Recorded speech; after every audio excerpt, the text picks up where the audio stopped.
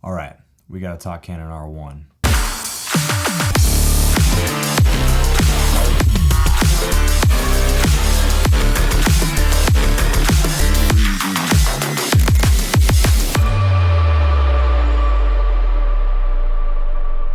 If you've been following this channel for any amount of time over the last, I think, year and a half that I've been doing these videos somewhat, mostly regularly, you know I've been shooting on the EOS R, now the Canon EOS R5, and in this time also we've gotten the R3, the R6, the RP is still out there I think somewhere, and the R1.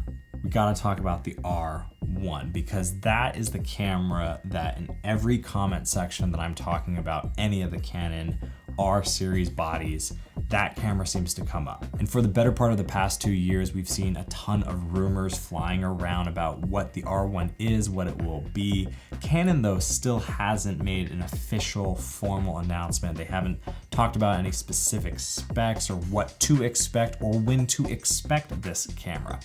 Nevertheless, this camera still seems to be on everyone's mind. So today, rather than talk about speculation and rumors and peddle things that just we don't know, no one knows except for maybe someone deep inside of the cavernous layers and places where Canon makes magic that we call cameras.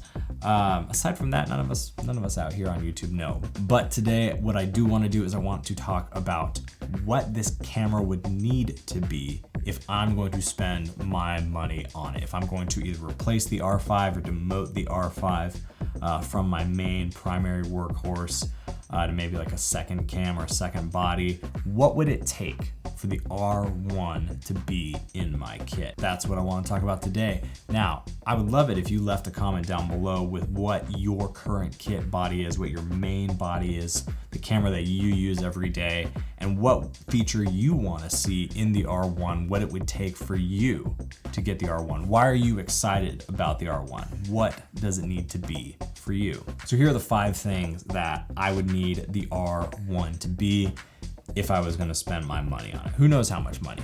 Again, that's a whole nother thing that we have no idea how much it's going to cost. But here are the 5 things that I would like to see out of a hypothetical, mythical, if you will, R1. First up, we need to talk about the sensor. I think that's gonna be a key part of what differentiates the R1 from something like the R3. Right now, the reason why I love the R5 so much is that 45 megapixel sensor.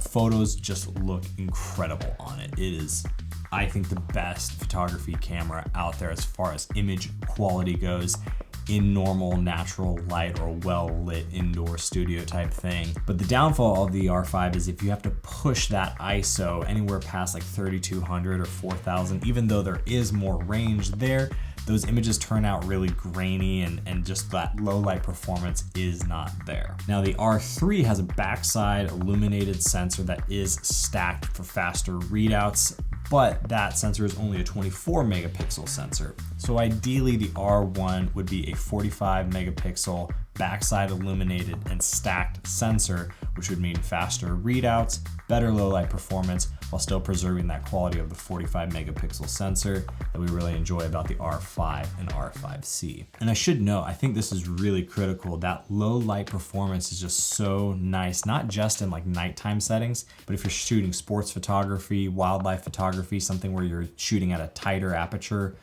to get more things in focus, even landscapes. If you're shooting a landscape at like dusk, dawn, golden hour, and maybe you want to have a tighter aperture in order to get more of that shot in focus, being able to push your ISO well up to like 10,000 can actually be a really great thing to have. So don't think maybe not shooting nightlife photography, even though that's cool and it'd be great to have that option. You know, there's a lot more to having that backside illuminated sensor than I think, at least for me, that I was initially thinking about when the R3 came out. And of course, I'd love to see IBIS on that sensor. The IBIS that's in the Canon R5 is really nice. I've been able to do some like slow shutter speed waterfall photography stuff, just handheld with this camera. We're talking like half of a second, quarter of a second shots that look really good and look really sharp, and that's because of that in-body image stabilization that works with the image stabilization in the Canon lenses.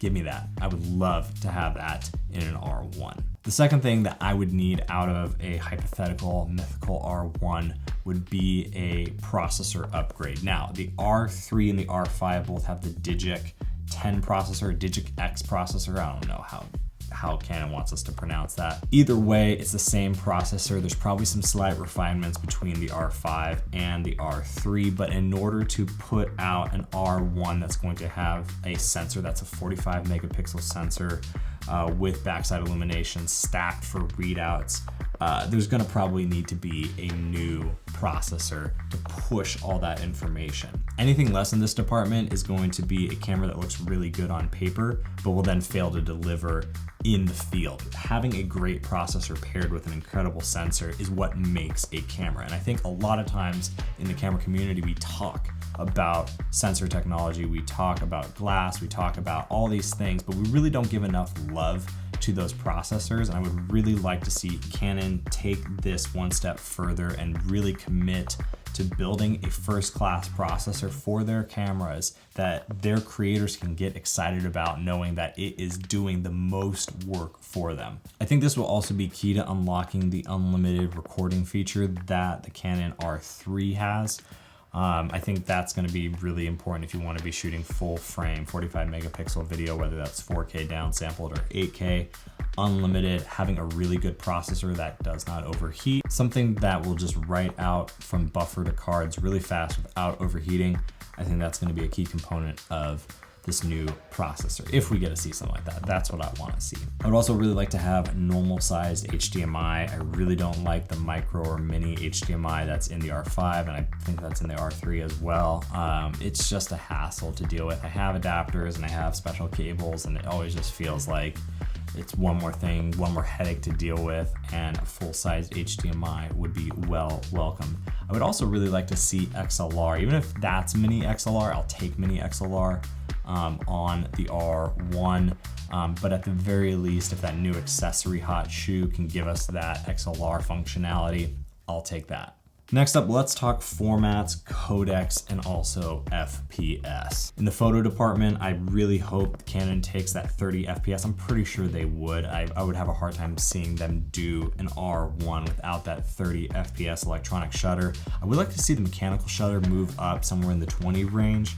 That may be pushing it. That there may be something to do with like the lenses there that could be an issue, but I would like to see Canon push that. I would really like to know if 12 FPS is the top end of the RF platform, or can they push it a little bit? I would really like to have 20 FPS mechanical, and obviously I think there has to be that 30 FPS electronic.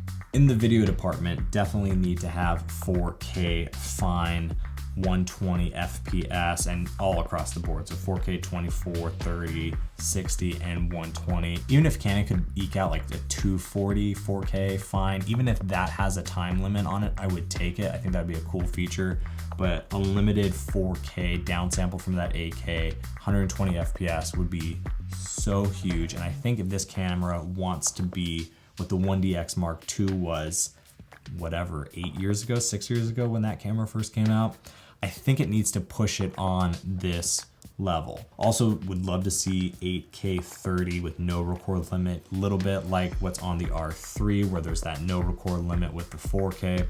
I really hope Canon just pushes that, really hope Canon pushes that. It would even be nice if there was an 8K 120, even if that is time metered, even if that's only 5 minutes, even if I can only shoot 5 minutes of 8K 120 FPS, that I think would be a huge selling point, because that gives creators the option to do things like just little B-roll sequences, little touches that make a video. If this R1, if this R1 can do that, I think that's a huge selling point and will benefit creators, especially hybrid shooters, YouTubers, people who want to do professional photography and videography and want to have really cool shots in their YouTube videos for all of you. Finally, I think when it comes down to codecs, I would really love to see Canon put ProRes as an option into the R1 and really any of their cameras. I don't think they will do it. I think this is a very unlikely thing, but I at least want to voice that I would like it. I know it probably would be a hit to quality to some degree, maybe, I don't know. That would really help my pipeline and my workflow as a creator, and I know Canon wants to make the best tools for creators, so consider giving us a ProRes option, Canon. Even just find a way, please. That'd be great. I don't think I could make this video without talking about size and weight of the camera body itself. The R3 side by side with the 1DX Mark III and the 1DX Mark II effectively is a wild achievement, kind of similar to like what the R5 was with the 5D Mark IV. The depth and the weight of that camera compared to its DSLR predecessor was like insane. It was wild. It was amazing to look at a camera that was like a third of the size and a third of the weight. And that's kind of what the R3 has been against the 1DX Mark III, is that it is a significantly smaller and significantly lighter, like to the tune of almost an entire pound, than its DSLR predecessor. I hope the R1 is able to pack all these features in while still preserving a semblance of that weight savings. Maybe it goes closer to 2 pounds. I think the 1DX Mark III is like 2 pounds and like 3/4 or so, like so almost 3 pounds, but not quite. And the R3, I think, comes in right at like 1.8 pounds. So somewhere between that 1.8 and 2 pound body, I think would be huge for an R1, or at least a big feature for the R1 to say, hey, we still have kept this much smaller than the 1DX Mark III, but look at all these features you're getting. That would be so cool. And for comparison, the R5 is about 1.6 pounds. So really, to think about a camera body, a full professional pro body that is only like 1/4 pound more than something like the R5 or R6, that's awesome. I think that's super rad. So hopefully Canon's able to stick to that, and that would be just an awesome feature. I will also say, with the Canon R5C coming out recently, I'm really grateful for that camera. That camera is amazing, but I loathe I loathe that cooling fan that's on there. It looks so it just looks like a war. It doesn't look like a beautiful camera. One of the things I really like about Canon cameras is they look like they're sculpted for humans. Like, they don't look like someone drew a bunch of polygons and handed you like this unergonomic tool. You could probably guess what camera companies I'm talking about. Canon cameras feel good in the hand. They look beautiful. I think probably the only other camera company that does this, maybe Hasselblad to a degree, but also Leica are in this sort of pantheon, I think, where it's like, it's a beautiful tool and you can tell the people who made this tool really care about it. With that said, I really hope an R1 doesn't have some hideous warped cooling module on it. I really hope Canon's able to refine that design, stay true or more true to the R3. I think that's a really great platform for them to build around. I just hope they don't slap like a big hideous cooling fan on it. Just for me, that's like an aesthetic thing, right? Not a deal breaker, but as photographers and videographers, like we like it when stuff looks nice, right? So the final point I have to talk about when it comes to the R1 is making sure there's better battery life. I kind of hope Canon does something like what they did coming from the 5D Mark IV to the R5, where they created sort of this upgraded battery that could be used in the R5 while still being able to use those older 5D batteries. At this point though, I've pretty much swapped out all of my batteries for the higher capacity batteries, the like new lithium batteries that Canon makes specifically for the R5 and the R5C, and I think they also work in the R6 and maybe even the RP. Those batteries are great, but they still run down very quick. I don't know what battery life would look like on the larger battery platform that works in the 1DX Mark III along with the R3, but Canon may need to revise this in order to get the most shooting time both in photo and video mode, especially with that 45 megapixel sensor. So I'm on the lookout to see, does Canon do something similar with that battery chemistry and upgrade that, or are they able to tune whatever processor they put in the R1 to give us the best battery life possible out of the existing batteries that again are compatible with the 1DX Mark III and the R3. That is something I'm keeping a really tight eye on, because as someone who uses the R5 every day, I usually burn through about 2 to 3 batteries every single day doing photo, video, whatever it is. And I can only be on a shoot sometimes for like 4 hours and burn through 2 batteries very easily. Now, I will say I'm probably gonna solve this problem with the R5 by getting battery grip. I do have a ton of those LP and something H batteries floating around, but this is a big concern. I think as a consumer, whenever we ask for more power or more features out of a camera especially, or a computer, anything that is portable, we got to be thinking about that battery life. And so I hope Canon I hope they do again something similar to like what they did with the R5 and those upgraded batteries.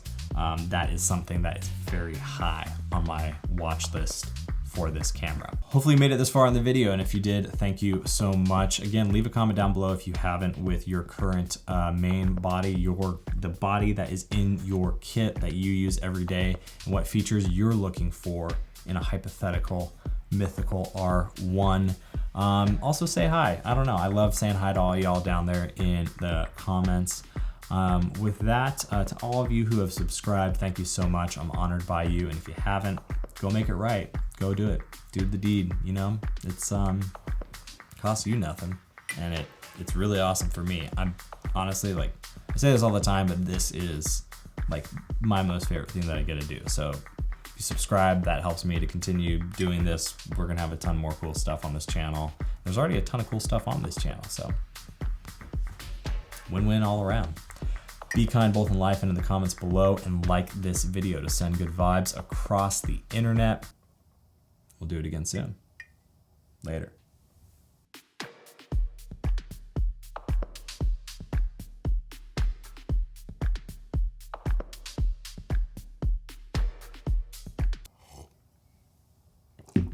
Woo! That's fun. Again, I gotta say it, I've been recording now for like, I'm about to hit the record limit shooting 4K fine.